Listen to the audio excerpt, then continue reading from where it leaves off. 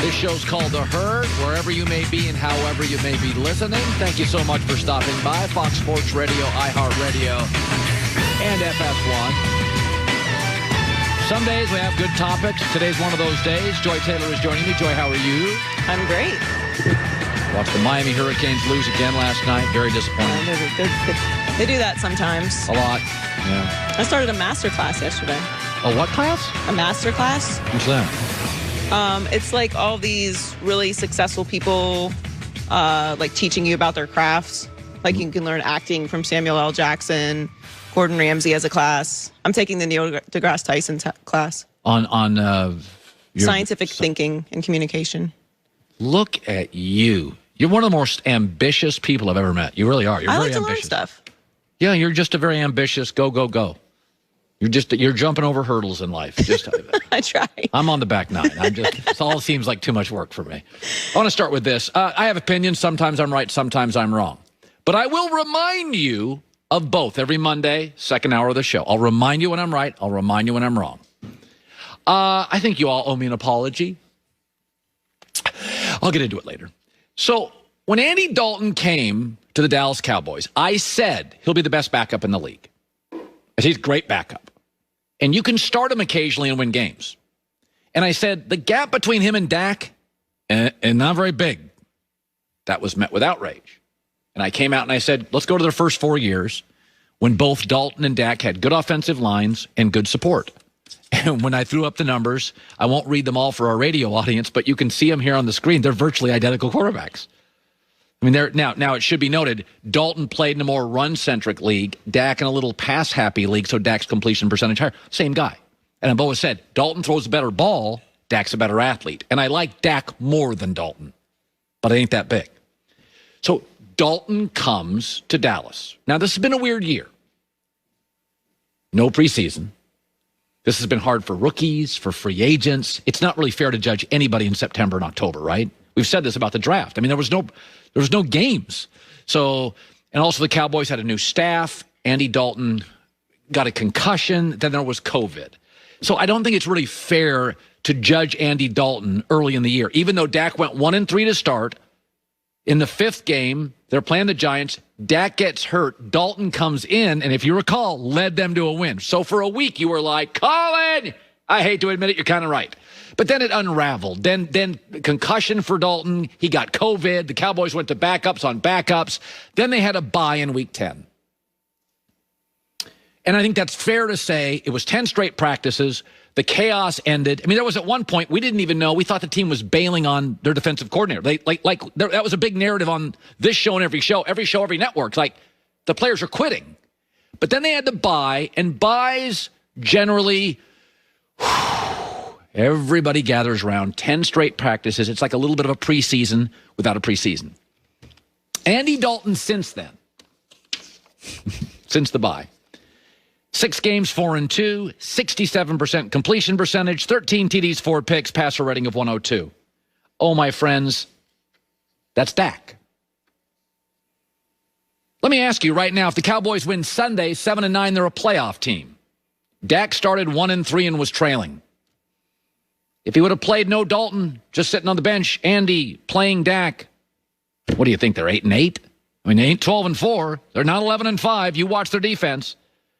Dalton's the better pure passer. Dak's the better athlete. And here's why it's important. Because if the Dallas Cowboys offered Andy Dalton a $37 million contract, they would lose fans. Jerry would need to sell the team. It would be an outrageous proposition. That's what Dak wants. It's not that I don't like Dak. If you paid Dalton more than $18 million a year, it would be widely criticized by everybody. Dak wants over double that. And he's not twice the player. That is the Dak dilemma. I'm not anti-Dak. I'm anti what Dak wants for what Dak is. Last 6 games for Dak Prescott and Andy Dalton. Go to their last 6 games. They have identical records. They both complete about 67, 68. The TD to interceptions, both 13 TDs, 4 picks. The passer ratings, Dak slightly higher, but Dalton's won another game.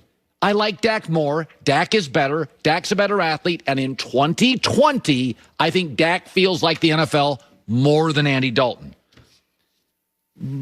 But if Dak didn't get hurt, wouldn't Dallas be a 9-7 team winning the division instead of a 7-9 team potentially Sunday winning the division?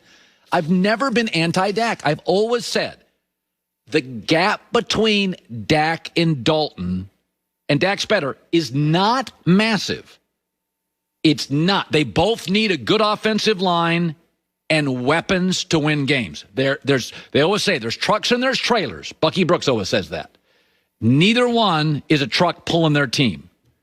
They're both trailers. They get kind of pulled by their team and can win if they've got the right pieces. But it's interesting this morning, when you look at Andy Dalton post-bye, he is what he was his first 4 or 5 years, a less mobile version of Dak. But you'd pay him $17 million. Dak wants $37. That is the dilemma in Dallas. It's not that anybody hates Dak, but he's not worth twice of Dalton, I don't believe, going forward.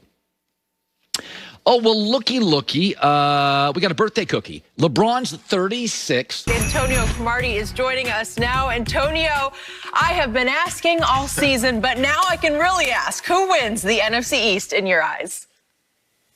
How about them Cowboys? I hate to say it, but Cowboys is going to win. I see them winning that division just because, you look at everything that's going on in Washington, Philly's out of it, and I don't think the Giants have enough firepower to beat the Cowboys with the momentum they're having right now on a 3-game winning streak. Yeah, Jim Schwartz made it abundantly clear. He says, I don't want anybody celebrating on our field. We got a rule, no hat. So there will be no NFC East. So basically, I like that. No hat. That's what he said. That's what he said yesterday, Skip, at his press conference. Yeah. Is that so we know, look, there's nothing like keeping a division opponent. Misery loves company. Hell, we're not going to the playoffs. Guess what? We want y'all season to end right along with ours. So come Monday, we're cleaning out our lockers, packing up our stuff, going home. We want the same thing to be happening to you to Washington football team. But Skip, Alex Smith is looking like he's on track to play. I mean, think about it. I'm pinning my hopes on a guy that had 17 surgeries on his leg over the last 2 years. That's where I got my hopes. That's it. That's all I got for you, Skip. I mean, I wish it was something I could tell you that make me feel better, make you feel worse. But my hopes are pinned to Alex Smith and the defense giving a better performance this Sunday than what they gave last Sunday against Carolina. Now, they didn't play bad, but I still thought they let them drive the field a couple of times and take valuable time off the clock. Hopefully, Alex Smith doesn't turn the football over, doesn't give the Eagles and Jalen Hurts short fields. If they drive the football and beat you, okay, you can live with that, but just don't turn it over. But I got I'm still holding on to the old Washington football team. Oh, holding on to that little bitty hope, huh? Yep, a little bit. Got a little bit. Let me translate what my man Shannon Sharp just said. How about them Cowboys? That's what my man just said. He said exactly what my man Crow opened this segment by saying, it is time for the Cowboys to win the NFC. I'll give you least, but they're going to win it. They are in the proverbial catbird seat, and you can't kick them out of there. It is meant to be. It is happening. You see how he gloating, and Crow? you know what? Usually I would be deathly afraid of jinxing myself because I would say, oh, God. That's what I'm thinking about it. Yeah. Think about that.